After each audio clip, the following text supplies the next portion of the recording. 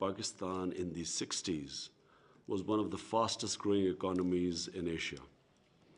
In fact, Pakistan was shown as a role model for development.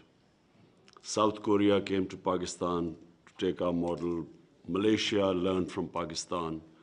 And these countries moved ahead of us. Pakistan went wrong in the 70s. It went wrong because we had a socialist mindset. And that socialist mindset actually became a deterrent to wealth creation. So making profits was considered a sin. And that mindset then set us back. Nationalization took place. Some of our big industrialists, businessmen were hounded out of the country. And so we went backwards. And even though that socialist mindset went in the 80s and 90s, but unfortunately, socialism went, governments changed. But amongst the bureaucracy and some of the politicians, that mindset remained. So when people started making wealth, they were somehow discriminated or there was envy against them. So how are we different? Our government is a government that now has, as a policy, we feel that wealth creation is what's going to take Pakistan out of our economic crisis. We feel that wealth creation is how we will be able to pay our debts. We feel that wealth creation is what is going to raise people out of poverty in Pakistan. And the model of China is in front of us. China is a country which has done something which no nation in the history of mankind has ever done, that they have taken 700 million people out of poverty in 30 years. No one has ever done that. And one of the ways was that they allowed wealth creation, and then they had specific programs to lift the bottom tier of the people out of poverty. So we, as a government, our main concern is to take people out of poverty.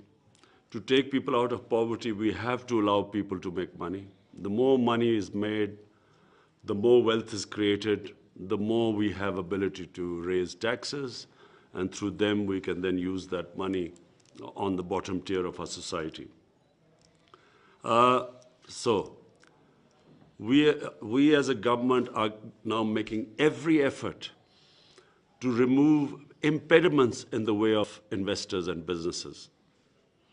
We have an office set up in the Prime Minister's Secretariat, and the job of that office, our Board of Investment, is to make it easy for people to invest.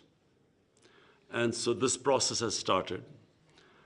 We are the only thing which we want to impose or eradicate in our society is corruption. Because corruption, unfortunately, makes it difficult for especially the small and medium industry to flourish, but also for investors, genuine entrepreneurs to prosper in a society. Corruption becomes the reason why countries also do not achieve their potential. So I can assure you that your concerns, we look forward to the paper which you're going to give us, that where are the problems happening. Some of us we already know because we've discussed the various issues Turkish investors faced in Pakistan. We have already discussed this. And we already,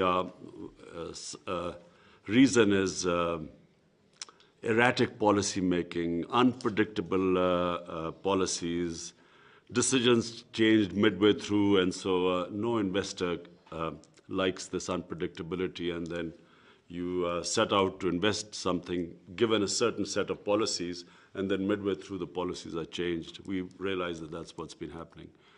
But we want to assure you that we will be now, you will be finding a completely different government, a government that is going to promote investment, And the best thing, of course, when you talk about investing in Pakistan to use and then exporting out of Pakistan, that's really what we need right now, because our exports have suffered because of flawed policy making. We have stagnant exports. So we are going to actively promote exports. Most of all, protect our investors. We want to give employment to a young population. So therefore, our priority will be wealth creation. So therefore, we look forward to your input, and I assure you that we will be working with you to make it easier for you to invest.